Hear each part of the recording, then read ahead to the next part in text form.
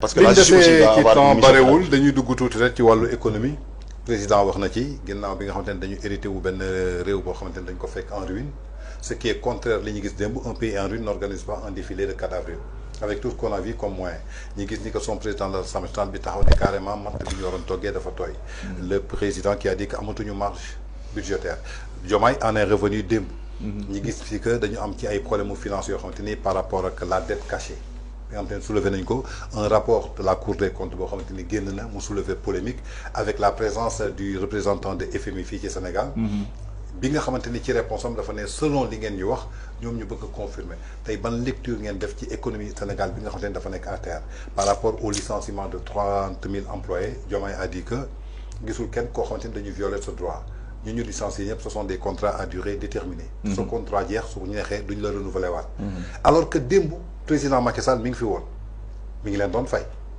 bourse familiale yi ni ngi ko doon fay lépp loo xamante ni ñu ngi ko doon fay qu'est-ce qui a poussé que tey jii ñoom après 1 an mënatuñu fay ba ñuy licencier ay nit.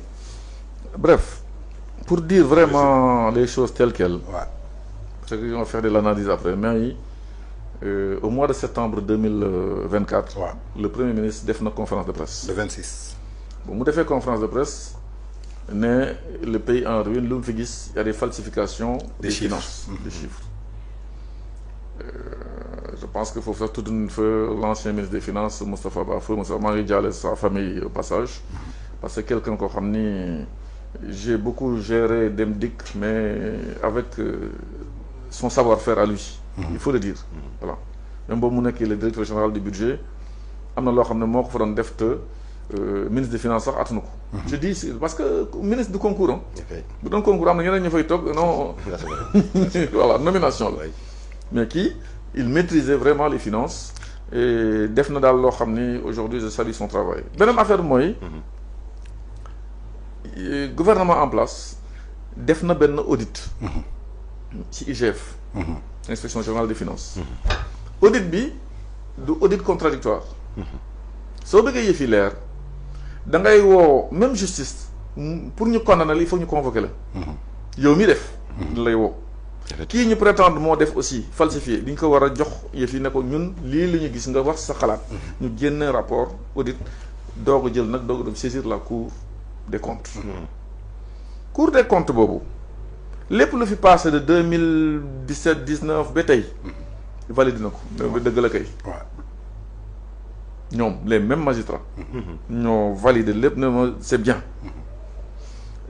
directeur général national bu BCEAO mooy Alamine Lo boobu moom moo nekkoon directeur national BCEAO te fii lu fiy dugg ci prêt mënuñu ko cacher BCEAO ce n'est pas possible moom fu mu nekkoon bu jógee nee ne bon ci kër sax kilifa gi borom kër gi mën na bañ a ñàkk xam lu xew ci suuf ak suufu laal ak yooyu c'est parce qu'il n'a pas fait son travail il dormait à un moment donné fii la ñuy gis Afrique scandale dara xew yow yaa yoroon responsabilité nekk le gardien ba dara bari fi jàll mu romb la ñu ne bon tu n'as pas fait ton travail nga toog da ngay démissionner mais munoo ñëwaat ñu nommer le secrétaire général du gouvernement muy mel na di yow yaay jóg tey li nga doon wax démb naan taux de PIB beeg taux de croissance beeg ñoo am meilleur taux je me souviens de sa conférence là donc tey même c'est pas la même personne uniquement pour des problèmes de strapontin et de poste c'est malsain te kuñ fi téye pour cette histoire de falsification présumée parce que man présomption d'innocence dama ko gëm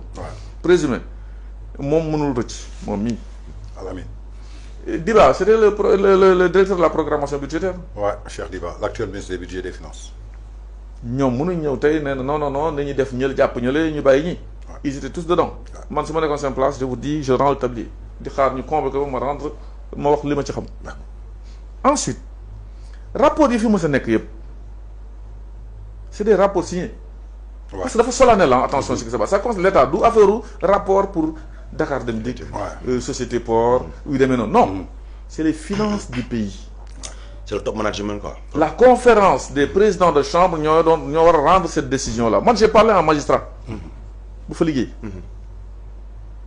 mais pourquoi c'est un individu moo ko signé piste de forme prétendument rapport bu officiel bi au président de la République wala bi ñu jox public bi nag bu nar a gën a indi coow moo indi coow c'est pas signé c'est piste de forme te bu fekkee ni Ayib Daffé nu mu ko waxee yow xam nga ne une décision de justice non signée n'a pas de valeur. Effectivement.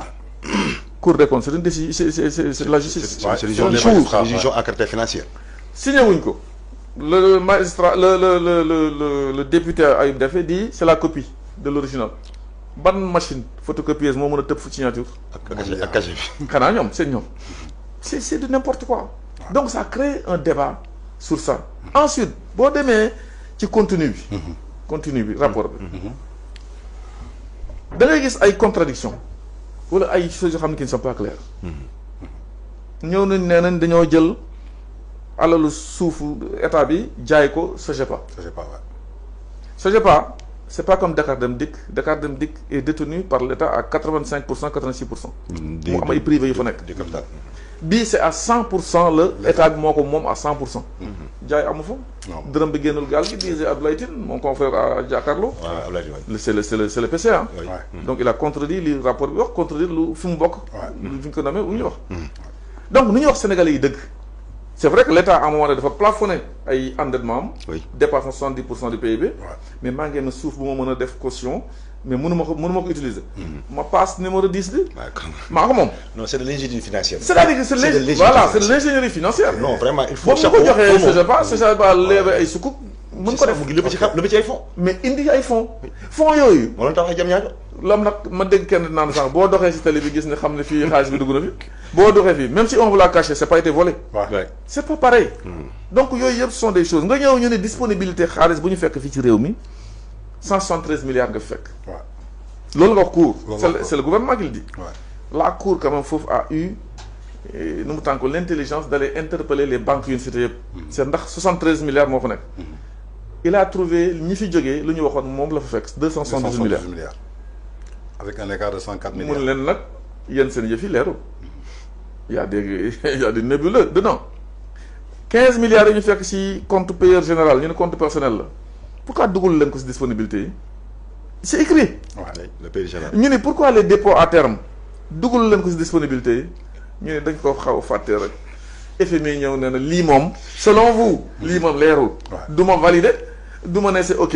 loo wax ma ne ko yéen a ko wax man ñun nag FMI daañu dellu fi ñu jógee def suñu rapport boobu jox ko suñu conseil d'administration. su ngeen leeralee. naka ngeen ñu waxee lii. ak naka ngeen ko gisee yéen ñu doog commencer waxtaan. pas joxe. waxtaan ci FMI bi nga xam ne da nga ne woon soxla woo ko boo falu. loolu moo tax ma le populisme baaxul. gis nga jinax bu bëggee mucc day bari kàmb. buñ la tëjee fii nga fële mais amoo carnet d'adresse.